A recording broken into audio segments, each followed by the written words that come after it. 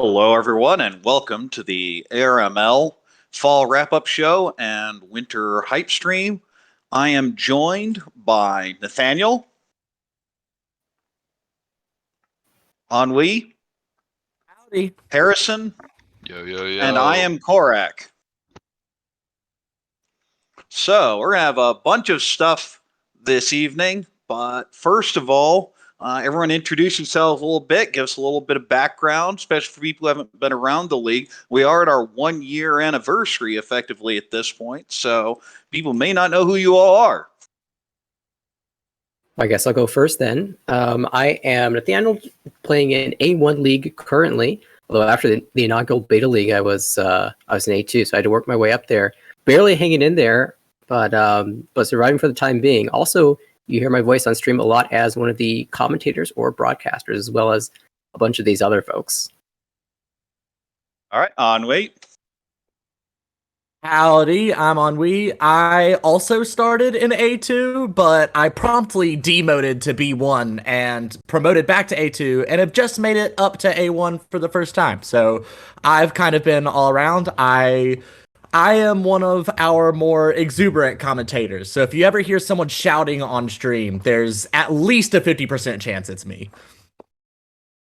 We should go ahead and clarify that there are a whole bunch of divisions in ARML, starting at A1, A2, working down towards B1, B2, B3, and B3 will be split into two divisions. But regardless of that, I believe we skipped someone, Harrison. And what's good? Newest voice on Armor right now. Just joined last season in B3. Was able to promote to B2. It has been a treat. I've been doing a bit of commentary, a bit of broadcasting from the cupboard with Nathaniel. A lot of you have probably seen my face. Do a lot of lurking, a lot of commenting, not nearly as much as Tucker. But yeah, just the start to this long, long journey to hopefully play with the big dogs up in A1 someday.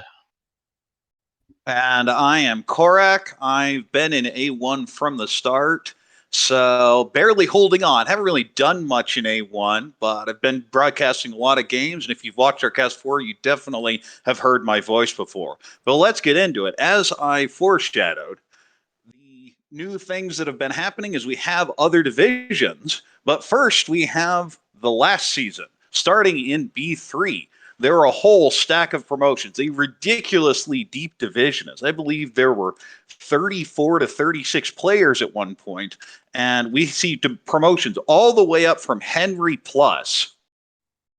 And the promotion line in B3 was particularly insane. In session 6, Michael and Alon were at the same table in session 6. And so they literally They changed were, I think, within positions. 5 points of each other going into that series, and They were at the +5 and cutoff line. -5. I think Henry was actually negative below cutoff, so it was Alon and Michael fighting for that 16th spot, and they traded back and forth like game by game, pretty much until right at the end. Yeah, so the cut line in B3 was incredibly exciting. But we saw a lot of incredible play in this division.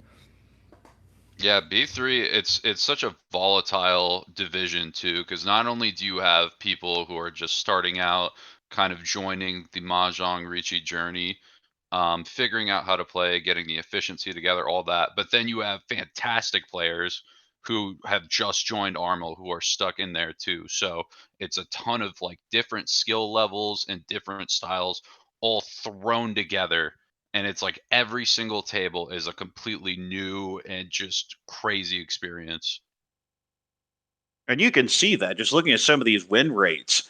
Getting a 23, 24% win rate is very difficult. And yet you see stacks of people doing it here, all except for one person, two people in the promotion range ended up with a 23.6% win rate or higher, which is very impressive. And one of those people, specifically Will, had a 10.2% deal in, which is fairly low. So you can see how they were, and a very large average win at almost 6K, which is how they were able to get in despite not having the 23% win rate that was kind of the standard for everyone else. And speaking about, Leland, oh yeah, Nathaniel, me and him, eyes on it. The 6% by eye, absolutely insane. plus 274. And I mean, just a great showing, good wins, good average score. Pretty high on the call rate, not the highest, but I think a little bit above the average, but 6% for a Dylan. Rock iron defense there. And of course, Well, a a very couple other strong. things need to be described on this sheet. Most of these stats should be pretty straightforward. This season is number of firsts plus number of seconds, number of thirds, number of fourths in total games. Everyone played 24. The EV is kind of our own internal stat, which is win percentage times win average minus deal in percent times deal in average. Gives a much better number than any specific individual thing other than the overall score. So we use it a lot. And the participation rate is just call plus reach rate, kind of just a vague view of how aggressive someone is. Mm-hmm. And in general, for the expected value, the EV, you're looking to either have a really high win rate accompanied by a high win average, or a low deal-in rate and a low deal-in average. And of course, the people at the very top of this division had a bit of both. I mean, I, with a very strong win rate, surpassed by Nick, who just really dominated the division and played just very fundamental mahjong and demonstrated that that's all it takes to advance. Do we have a clip?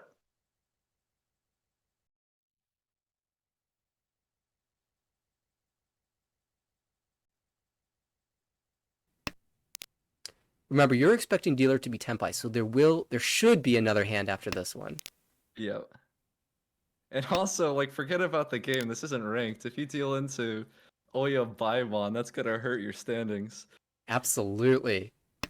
Oh no!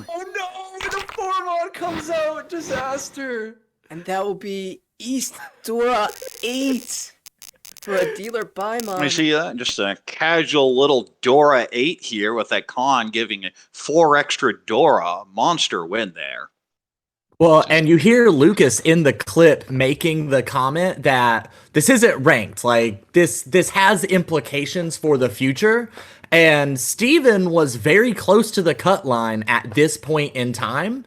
But in part due to this big deal in, like, it can really affect what you're able to push and pull later on. So league play being very different from how you approach ladder or even tournament games, you can see how one hand or one round can really change how you're going to have to approach the entire rest of the season. Yeah, Yes, Nick and- won that off of Steven, and you can see this was kind of one of those hands that pushes Nick. You see here with 7 games left, is sitting only at plus 55. And we saw that overall score ended up dominating the division. Catches even on this screen. Daniel sitting at 258.5. Well, this is how you do it. Getting that Baimon with that beautiful Condora. Man, villains.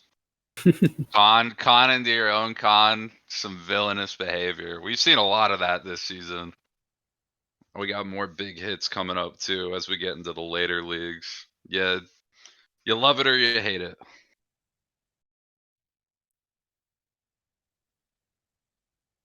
It looks like now we're going to be going into B2. So it's my understanding, what is it? I think 4 players who are in B2 are still in it. Everybody else either promoted or demoted, right? Yes, that's correct. There were a few players who moved up, a few who moved down. The situation was due to hiatuses and withdrawals, there were a whole bunch of promotions in B2. So many that you would have had to fill up all the way down to, I believe, Ryan's level in order to be able to promote everyone. And I say hiatus/withdrawal because this is ultimately a fairly casual and friendly league whereby you're not required to say it. We know real life will occur. Before you can take a season off, you will not lose your position. Precisely So- one season, to be exact. After the first Right. season off, then you downgrade just one league at a time. And But that's that to is keep built people in. active, that you don't just sit on your laurels. You still have to have a chance to fight back. We completely understand that real life can and will take priority. But yeah, you see all sorts of people here. Alfred dominating this division. Again, 2 people here at 29% win rate. You see all these monstrous win rates. going all the way down really to Vikram as the safe promotions. Jeff did manage to get here in the positive, and that score is actually wrong. Jeff had to take a penalty for a late game. That's actually not 17.8. It was actually a 2.8 and got through. We have a rule that you cannot promote without at least a positive score. So Jeff was right down to the wire. Yeah, those last 4 games in session 6 were tense because of that rule. We were watching everyone who was on that cut line, who was in the promotion zone, to see if they could make it into the positives. And Jeff managed to barely stay in there. Yeah, I think one of the interesting things, stats-wise too, that I'm seeing is the call rate. There are a lot of, I think, very high callers in B2, and especially just the difference between those who were able to make it in the promotion spot and then those who weren't, who have the high call rate. It's always nice to see, or interesting to see, two similar stats that are just placed so differently and try to figure out kind of what went right, what went wrong. How did that change occur in placements? That's one of the important things is adjusting to the people you're playing with. If you get a whole bunch of aggressive people, you only really have 2 options: sit back and hope for that big hand or jump in the scrum. And you can see from these really high win rates that I talked about before, they're just taking it and going. Alfred here with the plus 304.3 definitely took advantage of some of this. You don't have some of the high win average amounts you may see in other divisions, but you had just complete dominance of the table. Mm-hmm. Yeah, that's actually a really good point. In B3, we saw a ton of the top half of the division with over 54 or 5,500 win rate, and here there's only one person kind of at that level, which would be Sam in 4th there. Yeah, Sam did it a little bit differently than the others at the top there. Lower win percentage, but when he was winning big hands and not dealing into very expensive ones either, despite the somewhat higher deal-in percentage as well. So you can win by outspeeding players with slightly cheaper hands, as is evidenced by the players at the very top of the division, or you can go a little bit slower and win massive hands, which is what Sam did here. And you can just see the average win rate for this division is more than 200 points less than league average. They just went for it. Yeah, we can see a little bit lower down, also very high win averages, but the percentage just not high enough to keep up with the rest of the players there. Gaetano, Cassandra, very high averages at the top, among the top of the standings here, but only winning 50% of hands or 40% of hands isn't going to match the speed of people like Alfred or Kevin there with 29% win rates. Those smaller wins are just going to end up carrying more weight when you're winning more of them. When you see Steven tried getting that 23% win rate, but the 16% deal in average and relatively high amount to deal in managed to put Steven just barely above that cut line and will remain in B2. Yeah, I think as we move up the divisions, you looking at the difference between the average win and the average deal in becomes a lot more kind of predictable. In part because Akanashi is weird. Like when you're playing with no red 5s, it's different than most Mahjong that you play. And a lot of the people who, like, as you get into A1, like almost every single one of those players are going to be people who have played in real life tournaments before and are really used to the Akanashi rule set and how no red 5s affects your playstyle, how it affects the way you read the value of hands is really, really subtle sometimes. Something we talked about in B3 is just some solid defense near the top. And you see the top 3 here with sub 10% deal ins. Again, Alpha with that 7.2. It's absolutely amazing to see an over 22% spread between win and deal in percent.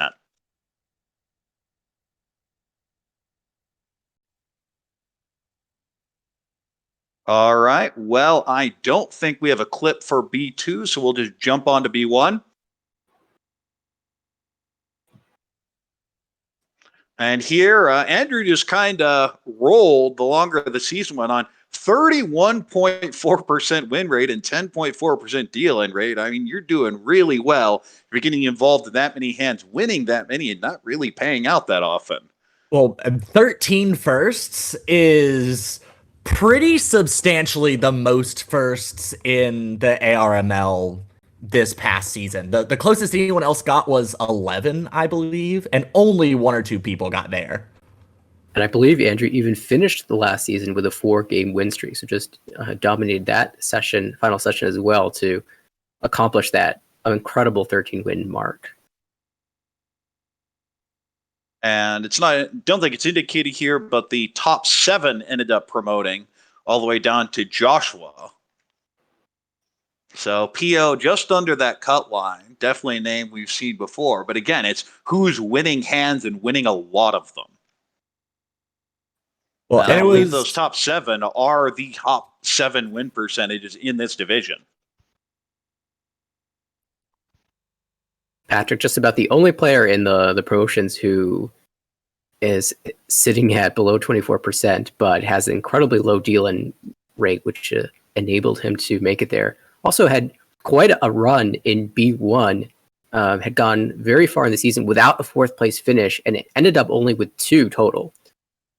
Oh, I just got an update. It sounds as though there was some fallout elsewhere, and PO did end up actually promoting, but this was after standings had been closed. So congratulations to PO.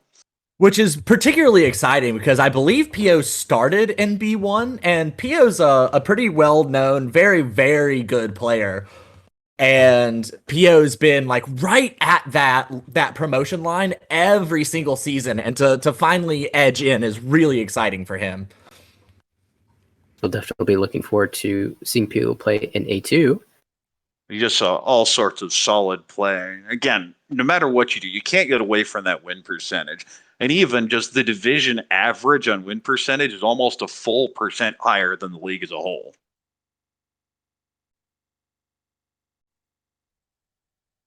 All right, I think we have a clip.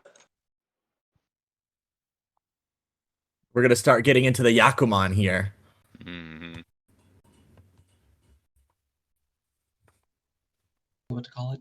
Yeah, I mean, with Joe's not hurting too bad right now, but when you're only at plus 100 and it looks like cutoff is going to be around 40, potentially even. Well, we don't have to worry about that. So we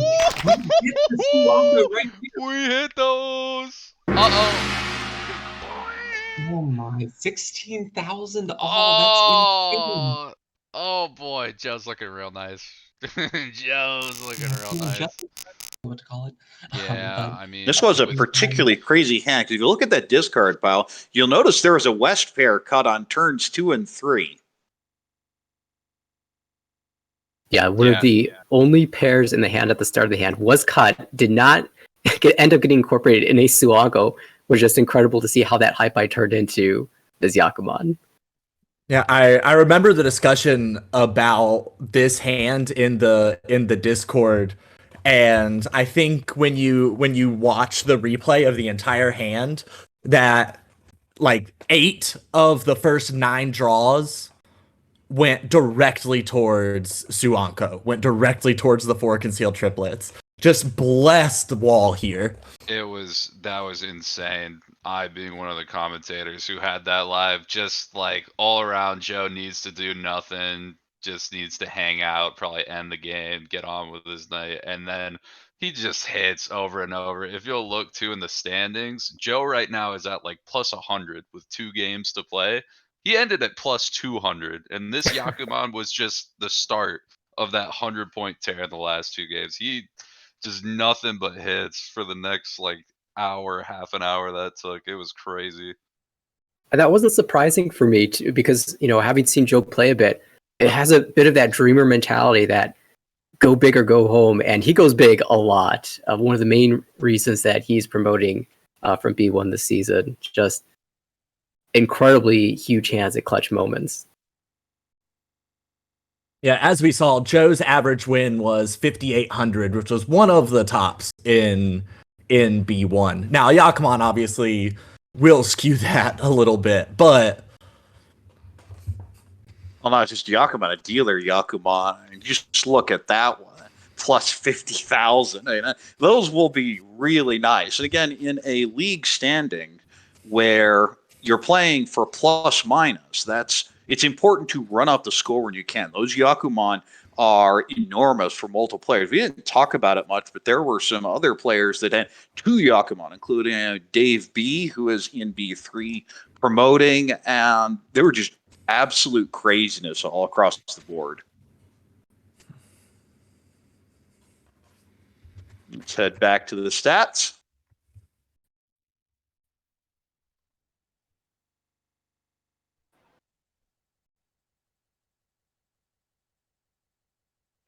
We're into And this is A2. A2, yeah. So unlike the other divisions, he didn't really have anyone running away with this, except there kind of Well- was. Haru was rolling for most of the season and then just hit a buzzsaw in the last couple sessions, but enough of a cushion that was clearly in the safety zone. Yeah, session 5 was an absolute nightmare for, since she's still promoted. I don't feel so bad talking about it, but I was at that table in session 5, and that's also where Philip made a huge climb to get into to try and get into the promotion range. Philip was way negative before session 5, but in that session 5 that Haru is in, every single game. So in ARML we have floating UMA.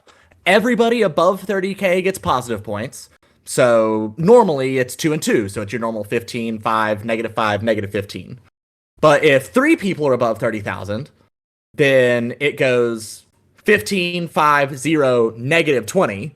If 3 people are below 30,000, it's 20, 0, -5, -15. And every single one of those Hanchan, all 4 had negative seconds.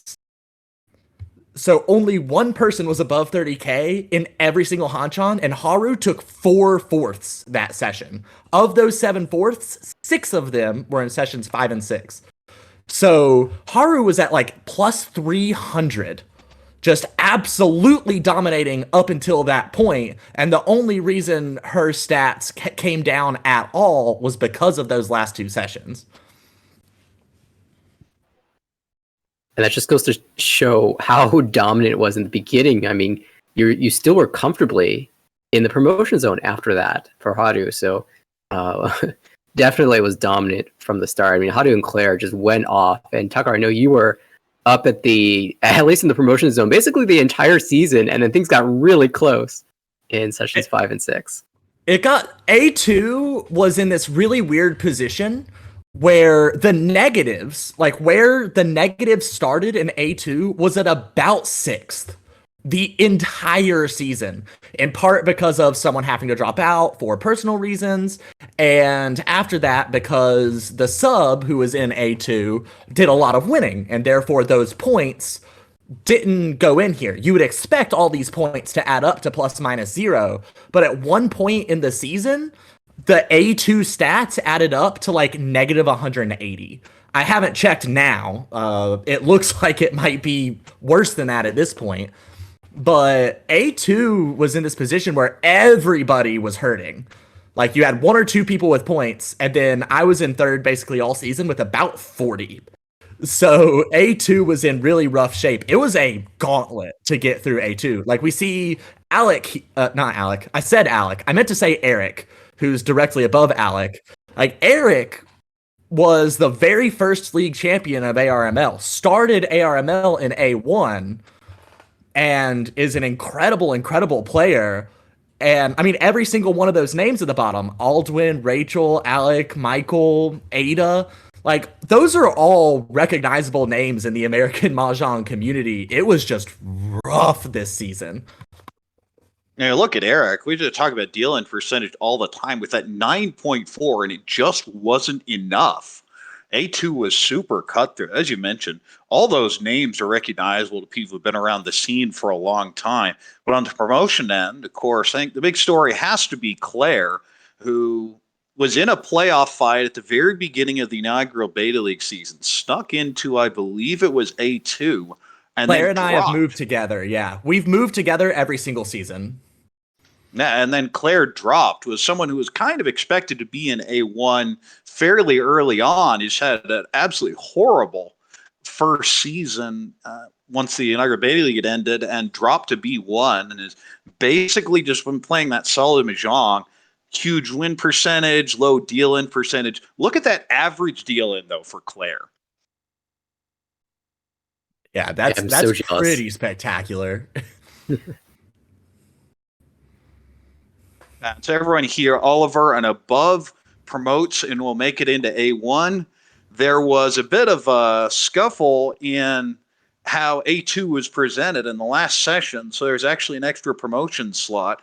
We were thinking someone who's going to be on a hiatus was not going to demote, and then ran into a bit of a hurdle in the last session. But because A2 had been promised 6 promotions, there will be 6 promotions out of A2. So Claire, Tucker, Haru, Lucas, Garrick, and Oliver will be heading back. Oliver and Lucas, of course, were in A1 and had been in A1 for a while. Lucas had dropped out in the first season. That first season was just rough. Was in there along with Dustin, and the cutoff to stay in A1 that season was ±0. Yeah, Lucas had about a -22, which if you were kind of paying attention to where we haven't talked too much about the demotions in each league, but the demotions tend to start at around -100. Like somewhere in that range is where they tend to start. And Lucas was not even the first person cut that first season in A1 with a -22. I think Dustin demoted at -8. He really loves to bring that one up on how he fell from A1 down. Well, Yeah, I was in A1 at the time, and it was just this mad scramble. And I think 4 people jumped Dustin in the last session, and he's sitting there at -A thinking it's pretty safe, and it wasn't. and And something just sat here in A2 and played pretty consistently here. You see pretty good win percentage, win average anyway. Win percentage, pretty average. You see a very aggressive play style in terms of that reach rate, 25.7 reach rate, leading the division. something that's worth noting, we talked about the importance of big single hands in one of the earlier clips. Dustin is also going to be a victim of that exact same idea in the clip that we're about to show you. In the final game of session 6, Dustin and Oliver both were at the same table. They're both trying to make a play to get into promotion zone, and then someone else at the table is going to very much make that path more difficult for both of them.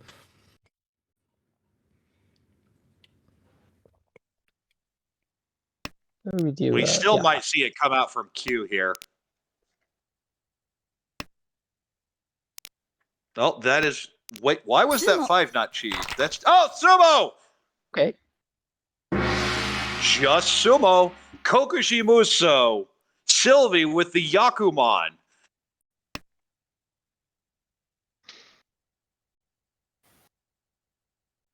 And I mean, like you see there, if you look at the standings on the right, Oliver was at +62.5, Dustin was at +41, and the cutoff ended up being a little above +60.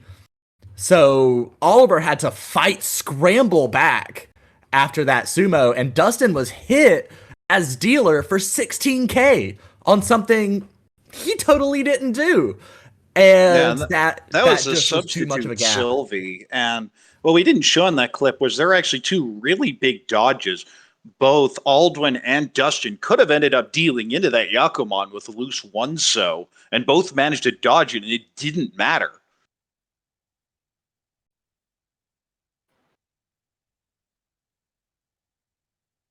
I always feel so sad when you are recognizing something scary can happen. You don't drop the tile, and then it gets smote anyway, and you lose massive points for it.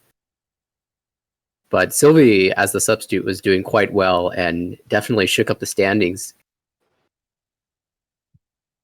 Very tight at the end. This was one of the most exciting A2 series to watch at the end of the season. I mean, nearly every table was absolutely thrilling to watch. But this one definitely is a good rewatch, if you will. But you see in those standings, you have so many people right around that cut line for the promotion. And even on the demotion, You see a whole bunch of people sitting there, not that far off between Tristan, Ada, and Andre. Yeah, the battle for Alec ended up, and Alec says 20 games there, but really was at 22. Alec was another person who was very adversely affected by unfortunately missing a game earlier in the season.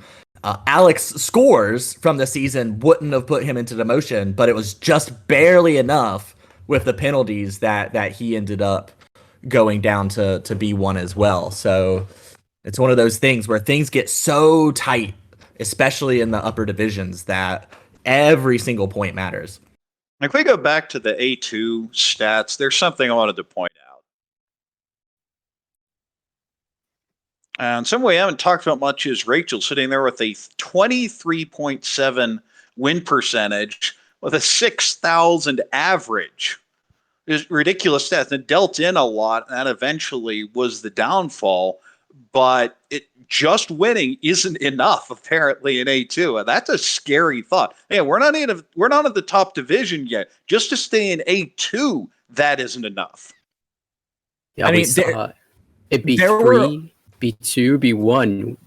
High win percentage was pretty much good enough to promote. A2 is where it's starting to get to the point where you need to also have a fairly low deal-in rate as well. And what were you going to say, Tucker?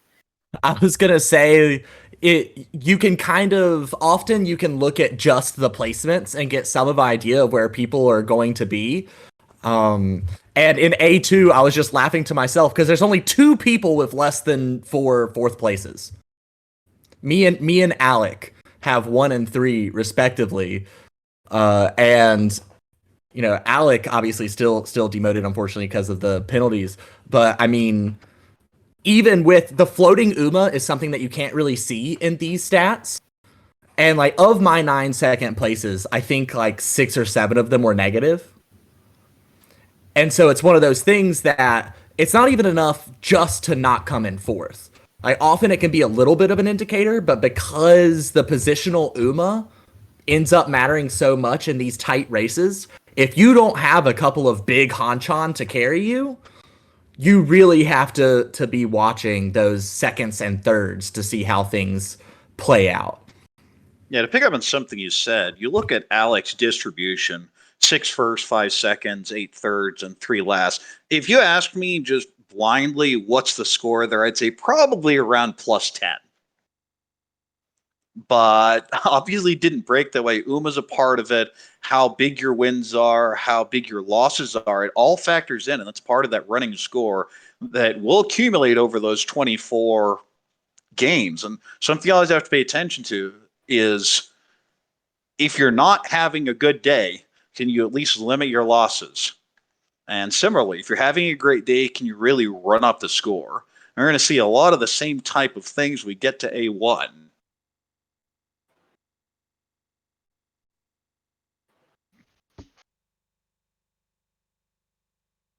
So we see here, Luce kind of ran away with A1, was actually at 350 going into the last session, but there was a mad scramble on the demotion end. And Luce ended up taking 3 lasts in that final session, but still good enough to win A1 in fall. Just look at those stats. They're kind of ridiculous. That 27% win rate in A1.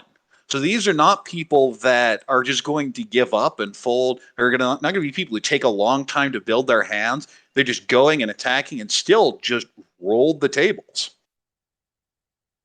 Yeah, Luce's dominance was really incredible to see. I mean, the fact that she only had 1 fourth place going into the final session in A1 is bonkers. Like if you look at most of the placement distributions across the entire league here, A1 is where the most players are floating around a 2.5 average, averaging their placements.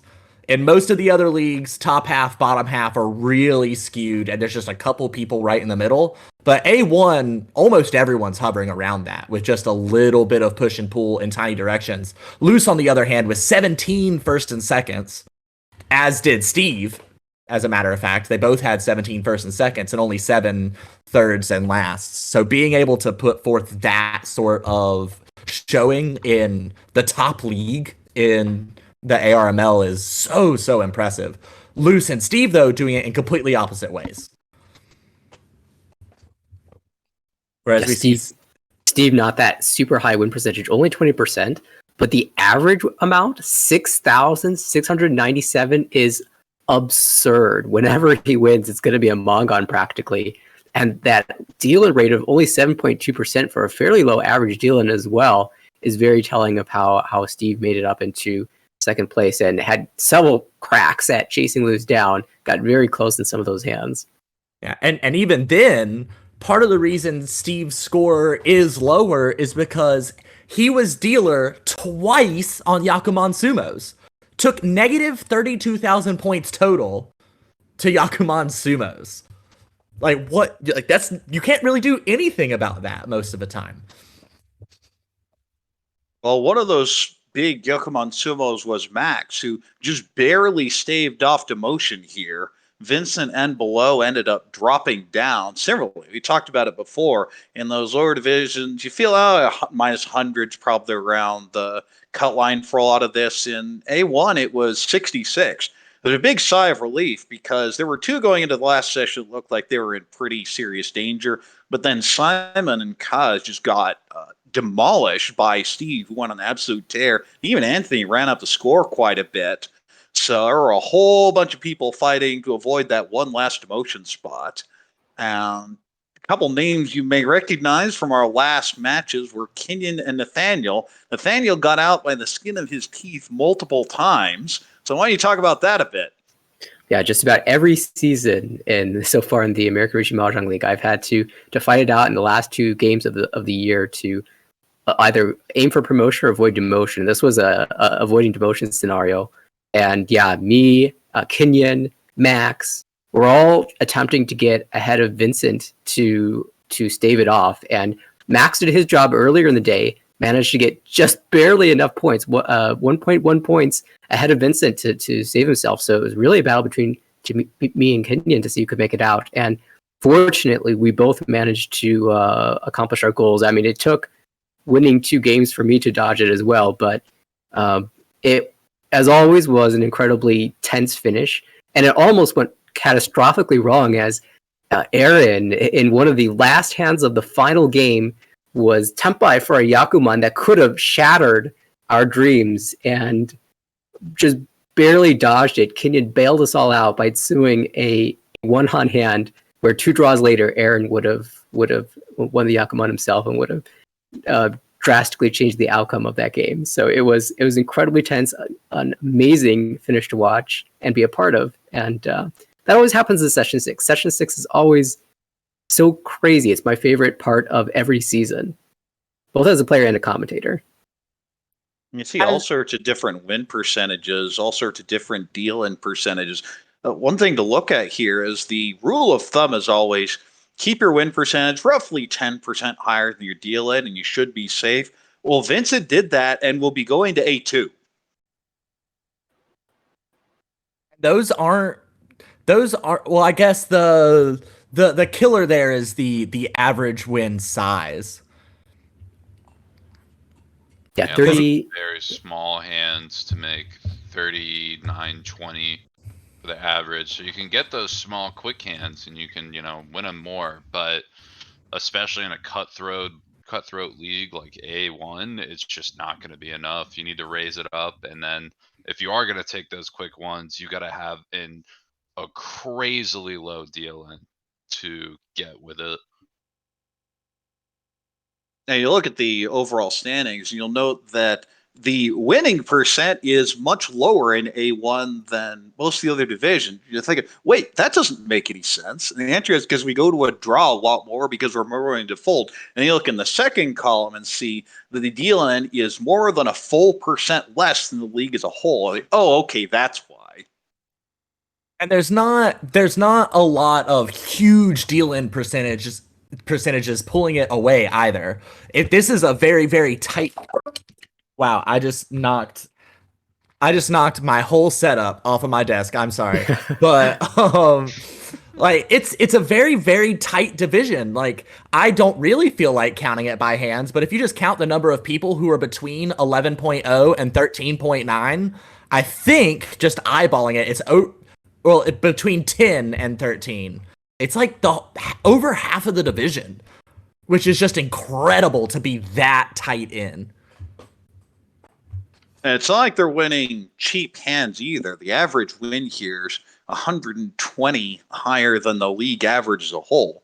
So they're not winning as much, but they're winning more expensive hands and dealing in a lot less. You see that reflected in the EV averages, which is more than 50 higher than the league. But you see just generally the way to play it varies. You have some with high call rates, some with low call rates. It almost just feels like statistical noise to look through it. About the only things that really seem to matter are that deal in average, and that certainly didn't save Kaz.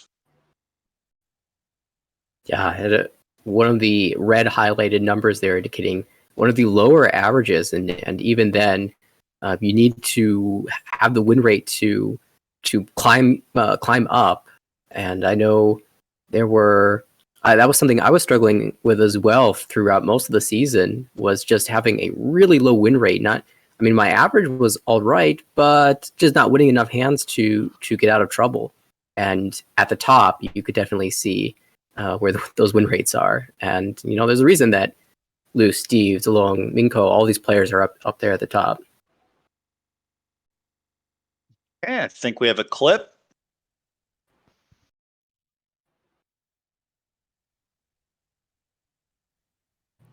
Oh, Minko Some bailed. He bailed from his Tenpai. That would be at Sumo otherwise. Oh, there it is! Boom.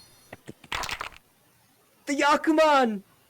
Bishan, the recipient!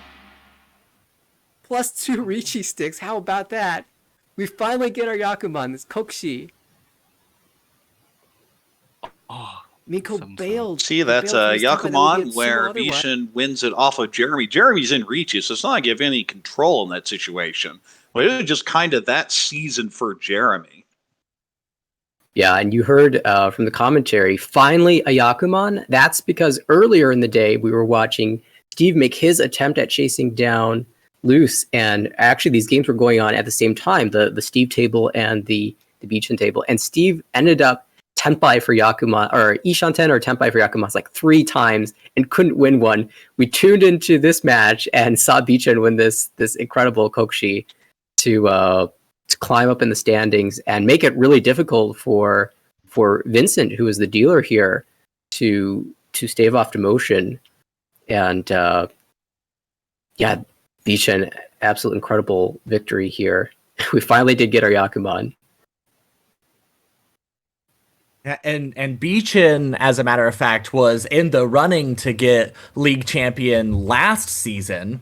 Barely missed it to Kenyon. They were at the same table, I believe. If I remember correctly, it was Beachin, Steve, Luce, and Kenyon all at the same table, all with a shot at league champion when the final game started. Which is, if you want to go back into the logs on YouTube, if you can go find that one, that was an incredible set to watch. But as it stands, on this screen, you can see in the stats there, Luce has that little trophy next to her name. So since she came in first, she was league champion for this season, since she came in first in A1. And that finalized what the big league championship for the whole year. We take the person who came in first each of the 4 seasons. Eric was first, then Huang, then Kenyon, and now Luce. So those 4 players at some point, hopefully soon, I'm not entirely sure when it is. They obviously have lives, they have other things that they have to schedule. Like we said, it's a league that understands the humanity of the players, and so they will schedule it on their own time. But at some point, those 4 players will be going at it in a league championship to determine for the first year who was the top player in all of the ARML. So whenever that gets announced, you should stay tuned, because you'll definitely want to see that if we're able to cast it. And we will 100% be casting it no matter what. There will be a crew put together. There's no doubt in my mind that we'll find a way to get that cast. I mean, what is the champion of that even going to have to be called? The Armel Supreme EX champion? How many letters do we got to put on after for that? You I think know? it's just going to be the 2022 Grand Champion, but we'll deal with that when it comes. We asked them, please schedule it in January sometime. We don't have this dragging out over the course of the season, but when you get a date for that, we will announce it. And now we have the results from the fall season. Let's take a look at the winter standings. So we're going to have a whole bunch of new leagues. There are so many people that joined ARML. We are now going to have a B3 beta league. This is going to be similar to how it worked in spring if you followed that, but there are two basically independent divisions, at least until the end. You see those PO, those are playoffs. And at the top, it's who's going to play off to promote towards B2. And at the bottom, who would be able to stay in B3 versus expanding into a new C1 division, which will be expected in the spring. And we had some very interesting names show up. So why don't you guys talk about that for a bit? Well, I mean, the big names to start off with are definitely Garth, and then is it Jessa? Jen. Or Jen. Jen? Garth and Yeah. Jen, definitely. Two huge names to watch out for: Jen in Division A and Garth in Division B for this B3 league. JPML pros, and we were so excited, thrilled to hear that they had volunteered their time and were interested in being a part of this league. And it's one of the reasons that makes B3 one of the divisions to watch for the future. We're definitely looking forward to keeping an eye on those two players, as well as the entirety of the league, and seeing how things turn out for this B3 division. Yeah, and just to clarify things a little bit, the JPML is the Japanese Professional Mahjong League. And if we could get Edwin on for a second, just in case anybody's confused about how it's possible that they're also in the ARML, explain the conditions for being in the ARML and also how it came to pass that two JPML pros decided to join.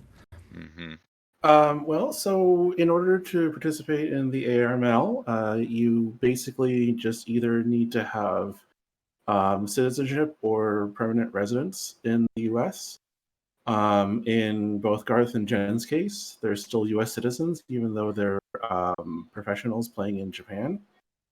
And as for Garth and Jen actually participating in our league, I was just checking the signups for the league one day, and I eventually saw Jen's name on there, and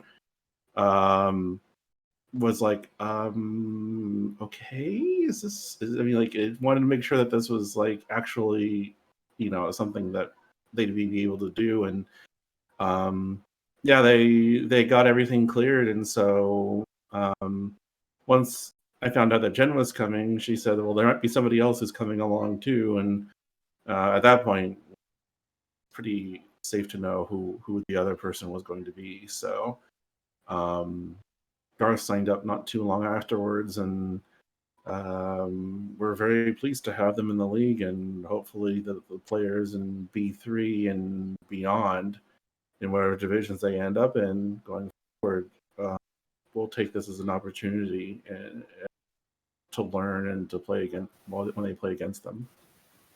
And there's other really big names here too. Like I believe Viet is a Ho-Oh player in Tenho, which if you don't know is the highest room in Tenho. And then Takahiro in B3 League B is just one of the most fabulous human beings who exists, and also happens to be incredible at Mahjong, does very, very well at in-person tournaments, shows up at, I believe most of those, is very, very active in the in-person Mahjong scene. So definitely a lot of names here, other than even the pros, who are going to be people to watch out for and who are going to be an absolute delight to watch.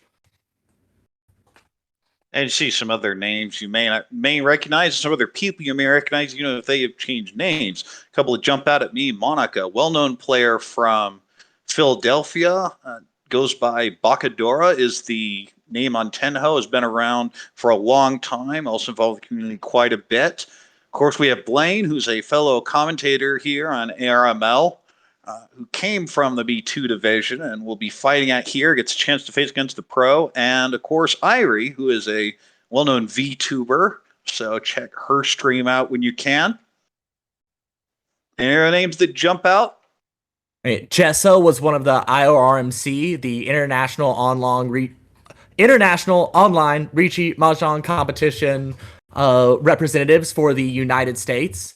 She got in part by having the largest session of winnings during the qualifiers for the American IORMC team. So very much a huge, massive win threat at any given time. So her games are definitely ones to watch out for if you enjoy watching particularly exciting matches. And speaking of the IORMC, I believe this is the same Isabella who was a substitute for the IORMC.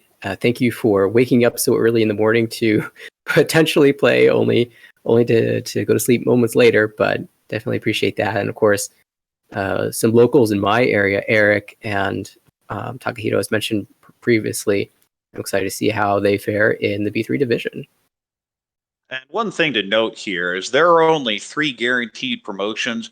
That is for now. It is expected there will be more as the season goes along, and we find out more about who's going to need to skip the next season and take time off for real life. All that types of stuff will flow down from all the other divisions. So although you just see 3 guaranteed promotions from each division, it is likely to be far more than that. All right, let's head to B2.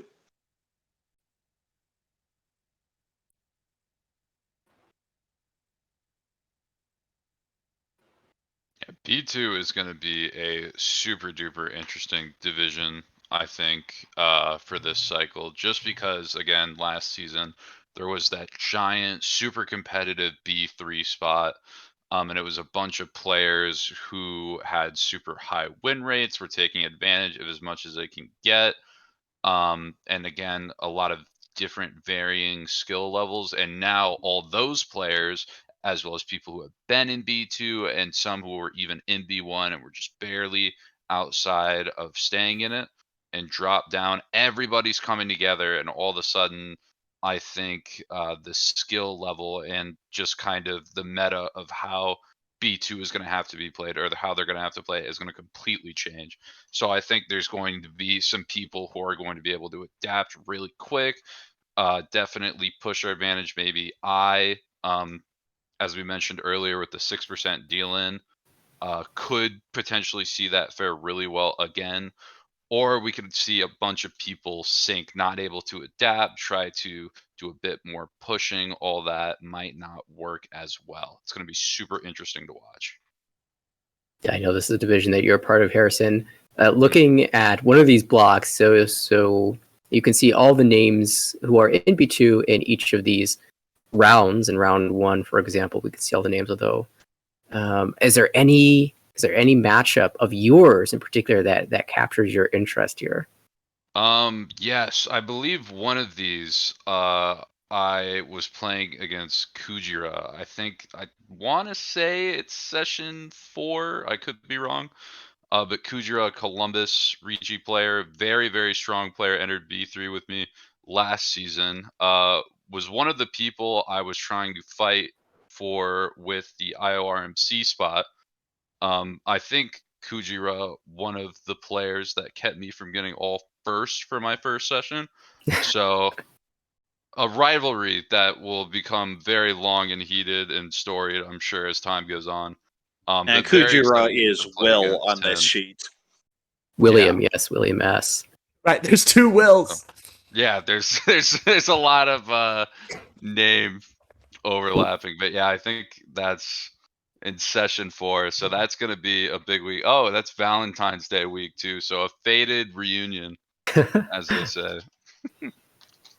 Yeah, the we can name we see. haven't talked about much here is Brett, who we see. Wait, games have been played? Well, the session actually started Monday, but it's the New Year's, and we wanted to make sure people were ready to go before we had this little session. And Brett had been in ARML since the very first season, was at the bottom. He even had kind of a running joke of being in the negative gang. He was going to be near the bottom almost every season, but just playing for pride. And last season got that promotion you've been waiting for the whole time. Just really inspiring story. And, well, you get 48.4 to start off the next season. Doing great out there, Brett.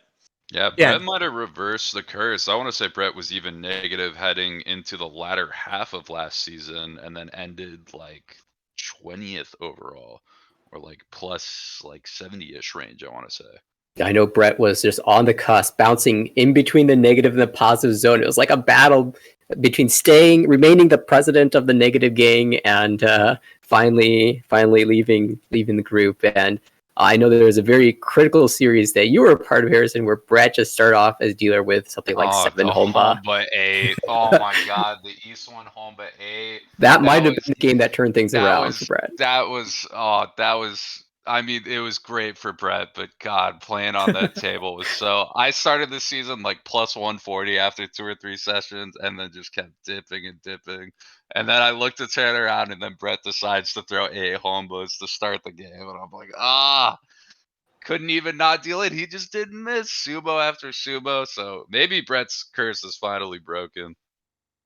Passed on. We'll have to see if he can continue the dominating performance as he started so far.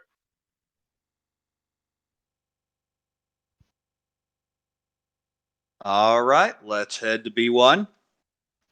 And B1 is the division that, outside of B3, is the one that I am most looking forward to watching, just because of the absolute power in this division. I mean, there are some very strong players who ended up demoting out of A2 and into B1 for this season, who are battling against some of the new players who are promoting from B2 into B1. And there's just so many names here who are super scary. It is incredible to think that they all managed to find their way into the same league. But where last season it was A2 that was really excited to see, this season it is B1. I mean, just look at some of these names here. You have Aldwin and Eric and Rachel and Anya, and you've got Mike McLeod, and you've got Edwin, league founder, and my clubmate Kevin, and just look at the names who advanced out of B3, Alfred and Leon, who are dominating that season. That was out of B2, but that was really incredible to watch those performances. So I'm really excited to see this clash between the players who were in B1 already and the players who demoted out of A2, and then all these new faces who have been putting up such strong numbers. And commenting on the talent in B1 this season brings me back to something that I believe Korak said during the hype stream / review stream going into this season, 3 months ago or whenever that was.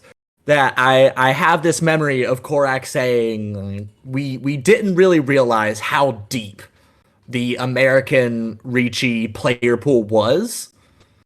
And last season, that conversation happened while they were looking at A2. Wow, this isn't even the top division, and this looks horrifying. And now I feel like we can say the same thing about B1.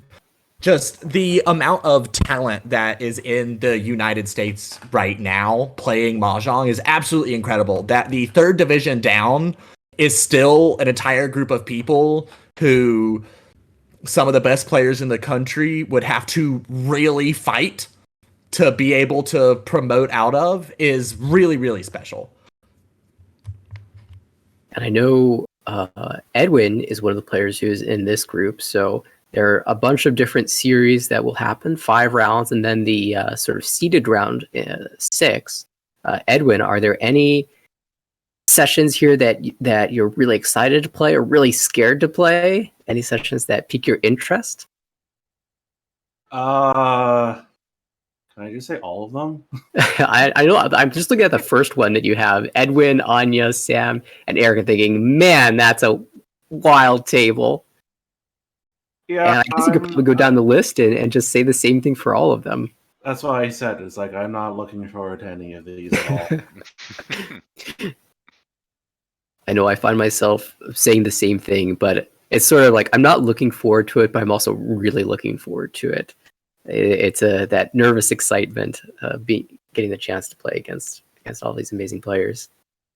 And then we haven't mentioned this whole stream yet is Jonathan, who Came into the league, was a little late on the sign up for the spring division, ended up being a substitute. Got thrown right into the Wolves in A1, and has definitely showed. Okay, well that had a reasonable standing when that was all said and done for someone new to the league. It'd been around in the community for a long time, and had just basically been on cruise control, climbing. We'll see if that continues. I think the All same could right, be said let's for head to A2. yeah, Jacob as well was a substitute now in B1, but that was happening in A2.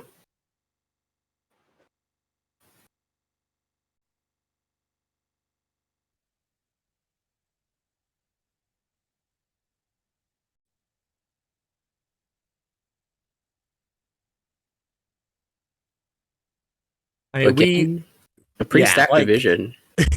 like all of these names are just getting more and more kind of at the front of my head in names that I'm seeing constantly in discussions that like you see people having these really high level mahjong discussions in all these different discords, and like half these names are usually involved in those. Like I mean, I feel like half of this list is Saint level in Mahjong Soul and over for Don in Tenho.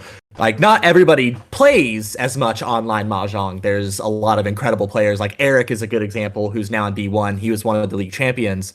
Like, Eric plays almost no online Mahjong, but is still one of the best players in the country just because of his vast Mahjong knowledge and how much he plays in person. But there's a lot of big names here as well. Like, I've played against a lot of them at this point, and like Huang especially, they're an unlucky first 2 games, but Huang's another league champion, so there's a league champion just sitting in A2. Ada is kind of similar to Huang. Both of those are players who can run up scores like absolutely no one's business. Matthew, who is currently running up the scores in A2, was in the A2 season last season and just barely missed the cut there. Had a nice run at the end to try to make it into A1. But yeah, Riley as well, promoted out of B1 last season and is doing quite well so far. And Andre, Kaz, Andres, Andrew, Dustin, Andrew promoting out of B1 we saw last season with that incredible 380 points. Currently with a first and a third, a very medium number right now, 4.3, but very early days in the season. Only 2 games have been played. We'll see how Andrew fares. Patrick as well, who had an incredible streak of firsts and seconds in that season last fall. And yeah, along with the names you mentioned, Philip as well is someone who I'm very keen to see games up. Just quite exciting matchups here in A2. Yeah, basically, there are no free passes. We're like, well, we can maybe take advantage of this person. You're definitely not at that point now. Like, you need to fight and scrap, get every point you can just to stay out of demotion. You'd hope to be able to promote, but your first goal is at least stay where you are.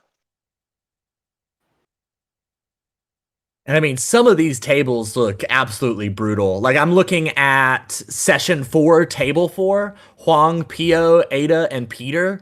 Like, that is a table that is capable, like, every single player there is capable and has before, I think, gotten a 50 or 60,000 plus first, if not more. Like, we've seen these players go on such streaks, and having players like that at the same table it's always just a powder keg, just waiting to see who's going to go off, who's going to run into their bad luck streak at absolutely the wrong time. Like, Ada, it's so impressive that Ada was able to avoid demotion. Ada started the season a similar table with a lot of people firing big shots all at once, and was on the unfortunate end and started with like a minus 120 or minus 140 or something, just absolutely ludicrous after session 1, but fought back the entire season to stay in A2. And we can see now, started off with 2 firsts, starting this season off completely differently. It's going to be hard to take those points away from Ada once she gets them. Another name that's been on the scene for a long time, finally managed to work the way up to A2 is Patrick. Had just been kind of hanging around playing solo Mahjong, finally got that promotion to A2, and someone to watch out for as well. I say there are no free wins, or even really necessarily people you can even try to isolate. Now, you may get at the point where you start wondering, okay, this person is very aggressive. Can I trap them? But then they'll turn around and hit a Rin Dora 4 on you. That sounds like a Dustin thing. That very much sounds like something Dustin would do. I can just see Dustin calling an open con on the 3-so and hitting Rinchon on it to ruin all your dreams. Yeah, if it's Dustin, it would definitely be the Sanzilla.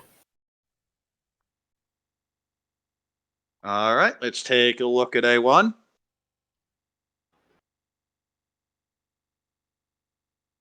Now, the first thing that's going to jump out at you is Steve is the poor unlucky soul who gets to play in groups of 5 all season.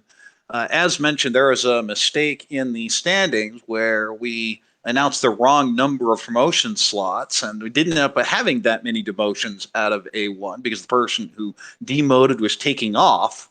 So as a result, we have 21 people in A1 this season, which means 6 demotions. And I'll say right now, that's not fun to think about. I mean, what is fun to think about, though, talking about Steve is the unlucky one who's going to be at the 5-person table every round, but all the rest of us in A1 are lucky to get to experience Steve so much. All the rest of us only get to play 15, guaranteed, out of the 21 players here, but Steve will get to play all 20 of the other players thanks to having one extra player at every single table. So it's kind of interesting how that's going to change just very subtly how people's seasons go. Like Steve's going to play everybody, but only 3 games apiece. Whereas everyone else is like, there's going to be a couple people you miss. Like, do you miss the really aggressive people? Do you miss the really defensive people? How does that affect your standing? And in A1, not too much probably, but in A1 also, there's a lot more playing to the person. Like, you know what to expect from almost all these players, and the opponents are always going to be playing to that. Well, I guarantee you, Steve looked at this and his first thought is, great, more chances for someone to hit a Yakuman sumo on my dealer turn. Well, if there's anyone who can handle being the 5th player at all these tables, I'm sure it's Steve. Just an incredible wealth of mahjong experience, and I'm looking forward to seeing how that plays out. And as you're saying, Tucker, you know, we don't necessarily get the chance to play everybody. I know I was looking at the players I was missing, and 2 names that stood out to me were 2 of the new players in A1, Garrick and Claire. I will be missing this season. I was really disappointed because I was quite excited to get the chance to play against them. But there is always the seeded 6th round, that session at the very bottom of the list, who you don't know who you're going to play until the scores are tallied at the end of the 5th round. So there's a chance I might end up at a table with both of those names in the future. And you just see, we talk about not having any free passes in A2. Well, as mentioned in A1, you're adjusting a lot more to the players and the play styles. Everyone in A1 can do positional play and try and eke out that small distance. We saw in that last season where Max managed to survive by 1.2 points, and that was enough to stay in. So especially you get towards the end, you're going to see a lot more maneuvering, knowing what everyone's win condition is. Well, just all sorts of play styles, all sorts of directions. But okay, since we have 3A1 players in here, I'm going to put you guys on the spot. Give me 6 names to demote. Oh, 6 names to demote. Gotta choose 6? Okay, well, obviously, we gotta choose. We have to choose ourselves as 3 of them, don't we? Three of them are going to be Nathaniel, Korak, and Ennui. That's for sure. Okay, so we got those done.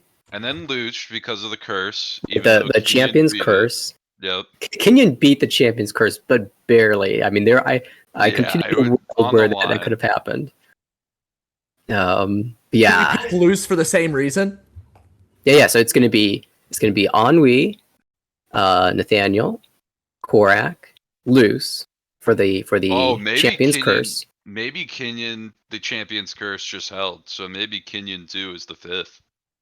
Oh, And then- just deleted a season. Yeah. Well, that's what happened to Eric. Eric delayed it a season. I'm also going to toss in there Steve because of the more chances of Yakuman Oyakabari. So Steve's going to go down because of sumos with some of the best stats in the league. Sorry, Steve. Sucks for you. You just have to accept it now. And then us three and the 2 past champions, I think, is the best 6 for demotion there. I'm with For you. those who don't know, we all Sounds know good. Steve fairly well. That's why we're giving a little bit of ribbon.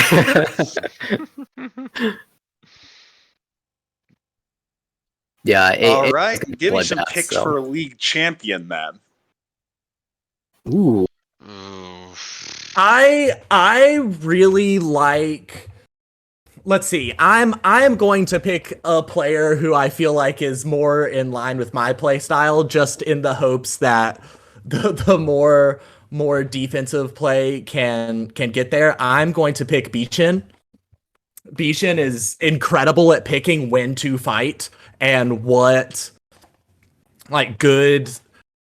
when a time to deal in is going to be an okay time to deal in. Beechin has been in the running for league champion a couple of times already. So my pick for the league champion, I'm gonna put my money on Beechin. I think it's going to be Eric. I'm a big Eric fan. Eric is one of the first people I met in person for the Ricci community, and with Eric's kind of very hard, very, if you would call it, unlucky seasons that he's had, I think he's banking in with the championship. Oh, you were talking about the league championship, I thought you were talking about for A1 I this was next just talking season. about A1. Oh, see, I misread it. Yeah, jeez, I don't know. We should do Actually, no, champion you pits too. spoiled it because that was That's- actually going to yeah. be my surprise pick as we went Oh, there. well. Well, this is all scuffed. It's okay. So we'll all just vote for Beechin for A1 champion, and then Yeah. Eric for the season or league champion. Mhm. Eric's a I'd pretty have strong pick probably for that. picked Claire for this season. Maybe even an adjustment time for A1, but just had some really bad luck the first couple seasons. Then just been on a roll and has played pretty solid mahjong. I feel like Claire and Kathy are both pretty solid picks to surprise this season. Well, Yeah. I mean, Kathy, I think, has been. I've only gone to a couple of in-person tournaments, but I believe Kathy has been like top 8 at both of them.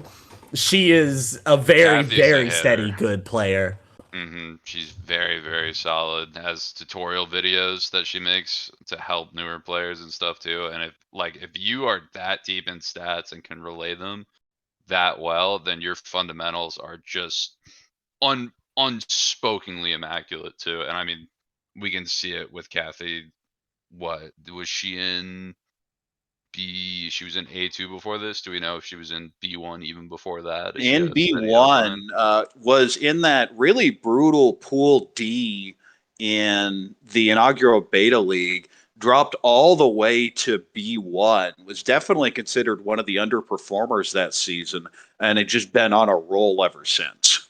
And then Claire, for those who don't know, has gone to the World Ricci Championship, I believe, a couple of times, and is the person who runs the one of the largest clubs in the United States. I don't know which is bigger between Ricci Nomi and PML, but so that's another reason. A lot of people cheer for Claire as well because of that. She has so many supporters up in the Big Apple that gives her energy to succeed.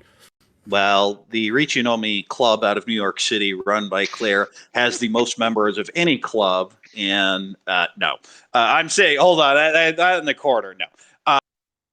No, Claire and the Ricci Nomi club have the most players in ARML, and so there's a whole lot of potential, whole lot of people cheering for her. We'll see how this season goes. So now is when I was going to transition to the league championship, but that's already been messed up.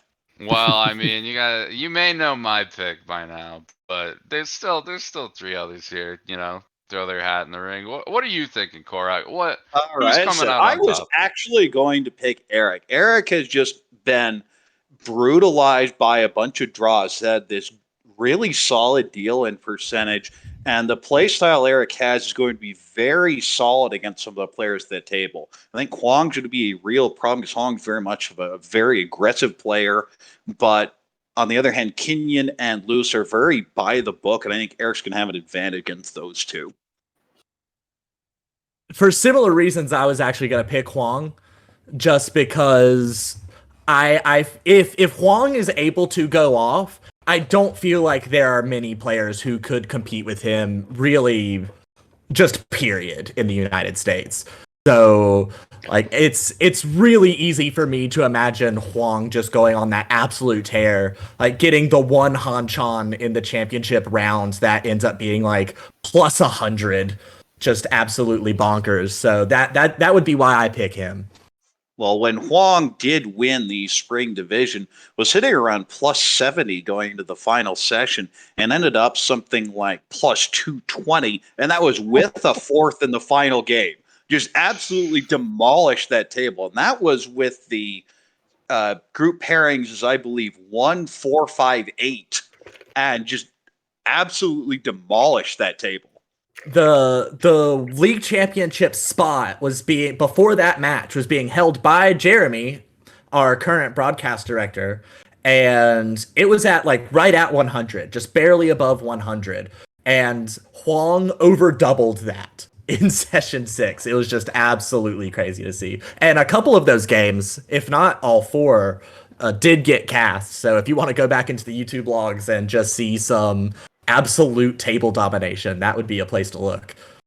Speaking of people going off, we should also mention this is the first season where people who were not in the inaugural Beta League could make it to A1. And we actually had 2 of those, in Haru and Garrick, who weren't in the initial season and just have been promoting every single season, and now they're at the top. We will see how they do.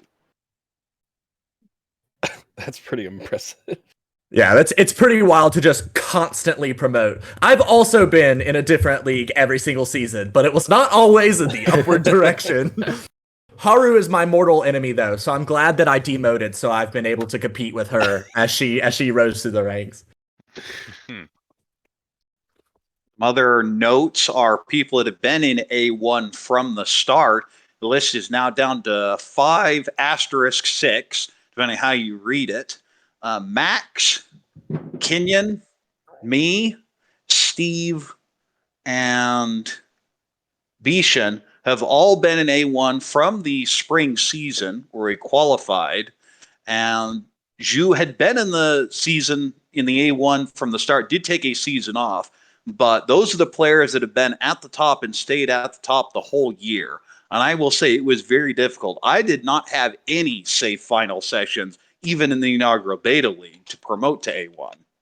But that's also very interesting to note too, because most of those players have, I mean, Kenyon obviously has won league championship once, and Steve has been in the running a couple times, but most of those players haven't been the ones always in contention. They're the ones who are very steadily staying it just barely around 0 a lot of the time. Like, the steady play, no matter who they're playing against, is a real benefit for everyone, against everyone in A1, it being such a tight division.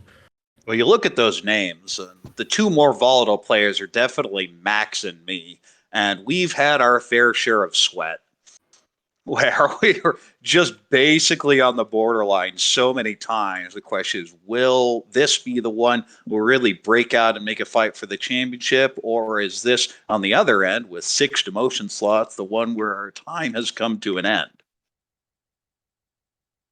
So a lot of interesting action happening in A1 and in the overall championship. So with that, we now have reached 1 year in ARML. And that's basically my view from A1. The rest of you have played in several other divisions. So why don't we start off with Anhui? How have you felt about the last year and the growth of ARML?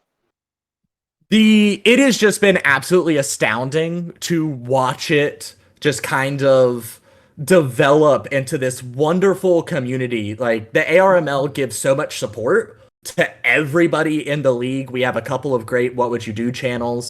where there's very, very good, informative discussion about how to get better.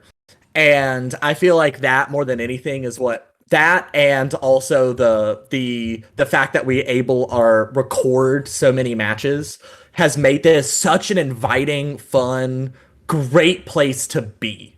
Like, it is just a good environment, good people to be around, and it is just a genuinely well-meaning good place. All right, same question, Nathaniel. Well, I feel like I have to echo Tucker for a lot of that. I mean, obviously, having been in a league for the first time, it was a pretty new experience playing this style of mahjong, where your goal is to make a certain range to promote, or in the case of A1, to make it to the top, or stave off demotion, play this positional style. I mean, it's the competitive aspect of it has been amazing for me. There is not a lot of mahjong that happens in my local area, at least right next to me. So playing a lot of online mahjong, getting the chance to play against so many players who I have a ton of respect for in the US has been just incredible.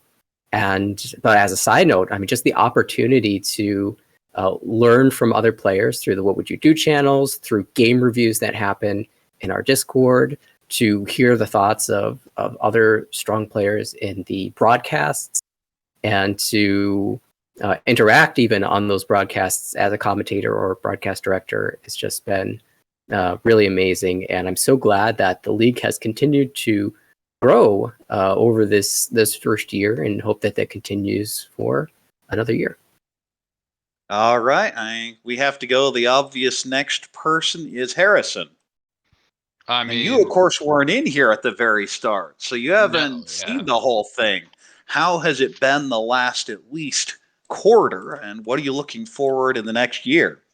I mean, I got in a little after last summer season started, and I was helping out. I was able to watch a little bit of it, see how it's progressed. Even just from then to now, I remember joining in that summer.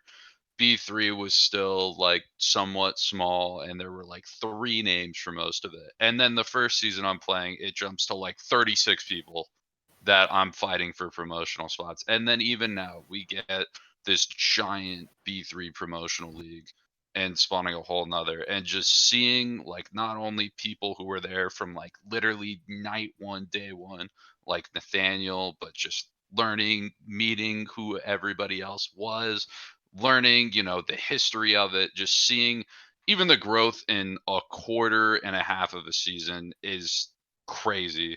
And I'm just really excited to see not only how my journey through Armel continues, but just the growth of Armel in general keeps going, because I just can't see anywhere but up,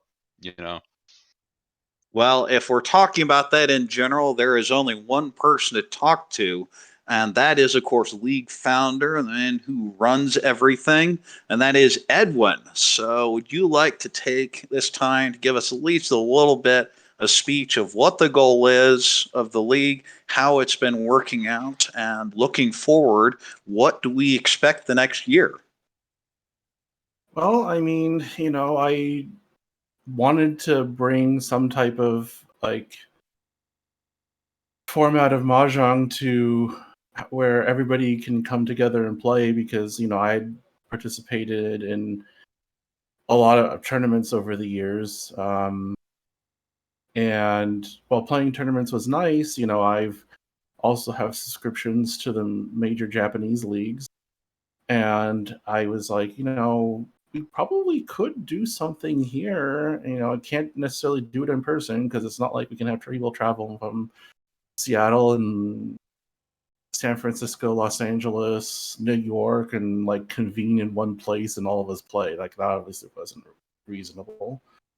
But if nothing else, we could at least have an online league where people can go ahead and play each other on a regular basis, and something structured, and be have some type of long-term league. And so that's the reason why I kind of created the ARML in the first place, because tournaments are nice, but I think it's another thing where you can kind of challenge yourself, season after season, and get to see progress that way. and also so you don't necessarily have to spend money and travel to participate, right? When I first created the league, I wasn't necessarily expecting, maybe it would grow eventually, but I wasn't necessarily expecting more than like 32, maybe 48 people, and we ended up with 64, which was completely surprising. And even to this day, like for this first season of our new year, we ended up with 19 new people. So the numbers actually of the new people that have joined haven't necessarily gone down, and and unfortunately, in as much as we've tried to accommodate people's lives and everything, for some it's just they might determine that this is the first time in a league setting, it's not for them, and they withdraw, and it's understandable. But even with all of that put together, we're now sitting at 5 divisions now, and soon to be six. Yeah, 6. with 6 as of C1. right now. If you include each of the beta leagues as their own division, we're at 6 right now.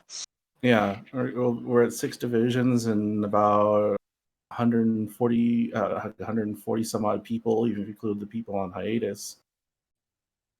And I've got even people who are signing up, got even some people who signed up for the spring season. So to that aspect of it, it's been beyond what I've expected. And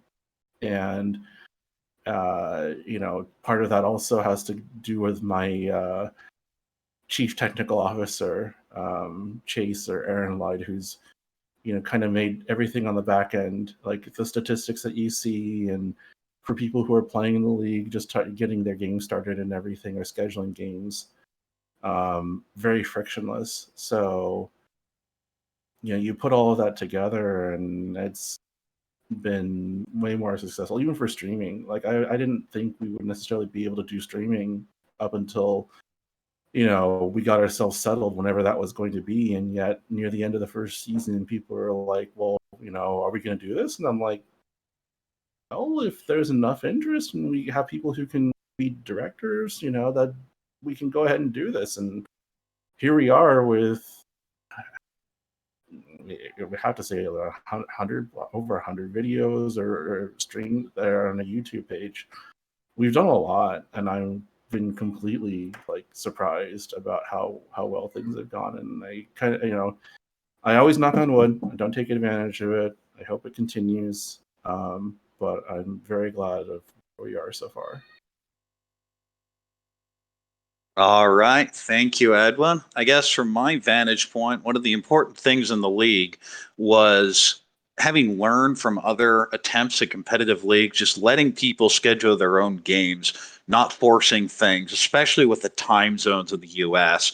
And some people have very awkward work schedules. You may not be working 9 to 5, and your table can almost always manage to fit something in, making sure it's not every week, but every other week where you need to get your 4 games in. There's usually enough time to maneuver everything in. Now, people may just space out and occasionally forget games, but it's not like anyone's just blatantly causing problems. That everyone's making their best effort to be out there, to be committed to the league, hoping it'll grow. And then, of course, you've heard my voice a lot on the announcer side, and I think I've definitely left a bit of a mark on the play styles as I've talked to some of the other players. Like, oh, that's what an A1 level long-term player thinks about. And it's been really interesting to see how people have adjusted and just generally learned overall. And I say I'm very lucky to be in A1, and I hope to stay there, but this season is going to be a bit of a beast. So as we see up there on screen, we have the spring season is open for registration now. Of course, if you sign up early, you have an off chance of being put in as a substitute. You have a substitute role for people to come in. And with that, I think it's about time to wrap up. So any closing thoughts, feel free to jump in, anyone here. Make sure to follow the Twitch channel here, and also the subscribe to the YouTube channel. Links to the YouTube channel will be in the chat and are on the screen now. I mean, if you want to learn more about Mahjong or if you just want to have fun watching it, we get up to a lot of shenanigans on these streams. They are an absolute blast. The Mahjong is incredible. Often the commentary is incredible. Sometimes it's just funny, and that's okay because that's all it needs to be sometimes. But if you want to be a part of any of that, make sure that you're following us on Twitter, on YouTube, here at Twitch. You look at our homepage. They're all places where you can know where we are going to be putting out content, because this next season is going to be an absolute blast and you don't want to miss any of it. It sounded like we were joined by Brett. So first of all, congratulations on your promotion to B2 and apparently your results in your first 3 games. But do you have anything to add? Thank you. It's 2 games actually. The bot is freaking out a little bit right now, but ironically, I kind of wanted to talk about how much the tech has improved since I joined in the beta league. Like, it is, we've added so many features to this, like seeing all the player stats and scheduling with the bots, just setting reminders and everything. We just added the functionality to remind people that their games are that day, which I am very appreciative of. But it's just been awesome to see how much the tech side has improved over the past year. As mentioned by Edwin, Chase has put an enormous amount of effort into that. We're all thankful for that. Any closing thoughts from Nathaniel or Harrison before we sign off? Just Sure. excited for another year, you know? Absolutely. And as someone who has been influenced by your commentary, Korak, thank you for sharing your thoughts as always. And for anyone else who is a member of the league, maybe a new member of the league, get involved with the What Would You Do channels, with game reviews. I know I'll be reviewing every single one of my games in the Discord voice chat. So tune into some of those and share your thoughts. And yeah, just looking forward to this next season. It's going to be incredible. And of course, all of these games that we cast would not be possible without the broadcast directors who have to put in so much work. And this stream in particular is the most work-intensive stream of any season, is the hype stream where we're pulling videos from the last season, you're pulling stats that have already gone away, and you're having to get around things to get pictures of them. So thank you so much to Jeremy for putting all this on. We could not have done this without his work. So very thankful that he put in the sweat equity to make this happen. All right. As always, it's the people you don't see who often end up putting the most work in. Always good to remember that. I think that's a good note to close on. So this is Korak, along with a big horde of people here: Brett, Edwin, Harrison, Nathaniel, and Ennui, signing off for the American Reach Mahjong League. Have a good evening, afternoon, morning, or whatever, depending on where you are. Thanks for watching.